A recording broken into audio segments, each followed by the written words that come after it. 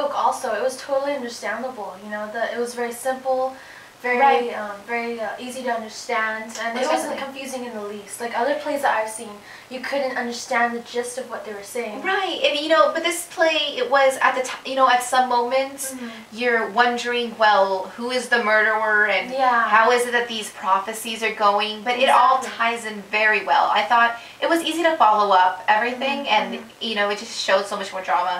It did. And the chorus, too, did a great job, I think. Sophocles organized it very well. That was one of my favorite times, because usually the chorus can be brought in at sporadic moments, but what Sophocles did, it made the chorus its own character.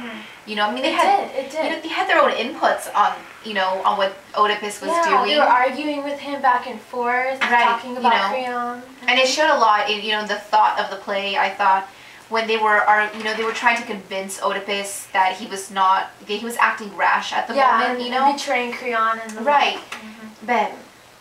but the chorus, it marked the beginning and the end, and I thought it gave it structure too. It wasn't just put in there randomly like other plays, but it was very organized in Sophocles' play.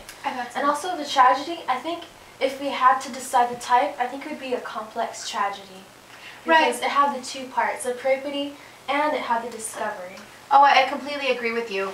I think also in the discovery that it was definitely a discovery through incidents, Oh yeah, because it would not have happened if they weren't looking, at first to solve the drought, and then that led to finding the murderer. Without that, Oedipus would not have learned his true identity. Yeah, and Aristotle mentions in his book that of all the types of discoveries, the discovery incident is the best type, because there's other discoveries like of markings, through people, but I think it worked really well in this play to use incidents. I completely agree with you on that, And the peripety was very good too. When he figures out that he's a murderer, it completes the play and evokes so much pity out of the audience. I think it was suited very well. It's placed at the right time in the play, I think. And one thing that struck me too was the riddles. I thought that part with the dictions was just, it showed so much irony. I remember I was talking with my husband about this before coming, because I just thought that, to me the riddles were confusing. I could understand them till at the very end, they stumped me. But what I found most ironic about it was that, Oedipus becomes king because he solves a riddle. Yeah, he does. But he can't solve the one riddle to his true identity till at the very end. That's right. So I thought that was, it worked well. Very ironic to me. Yeah, it did. And then when he does find out, it makes the play keep going, and it evokes interest also. The riddles weren't too hard to understand, I thought. I thought they stumped me, but when they were solved, that's when you look back and you're like, oh, exactly. That's how it worked. Exactly. So I think it was very good. It evoked pity. It was dramatic, but the verse wasn't dramatic, I don't think. Not nearly. It could have been much more dramatic. But I don't know, that could have been a good thing or a bad thing depending on how you look at it. But the verse wasn't too dramatic. It was very simple, very cut to the bone. No details, not too much. But it did use metaphor. It did use metaphor. I thought one thing that was, talked about in poetics was, the poet has to try and, keep with what's probable.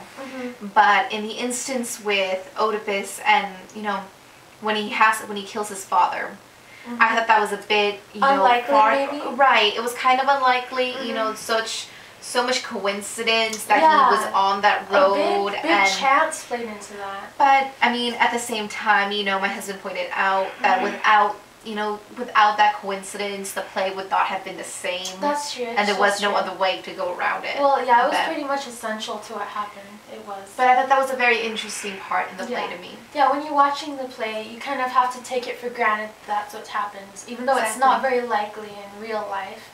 But it worked with the play. It wasn't too unbelievable. I think so too. Yeah. Right. Although Aristotle did say you shouldn't have too much of that, I think it worked very well. I think so too. I thought overall I loved the play. I mean, it was very good. The plot was good. Yeah, I was kept interested the whole time. It wasn't too long. Like other plays I've seen, they drag on and on. They're in episodic order, And as Aristotle said, episodic order isn't very good because it just keeps dragging on. Exactly. Especially for tragedy. Things have to happen within a day. Exactly. And, you know, it took place like this in the play itself. You know, it took place in a day. It was short and concise, but at the same time, so much occurs. Yeah, it was action-packed. And that keeps interest in the audience also. I think so, too. And I loved how he portrayed the characters. Really, they were consistent.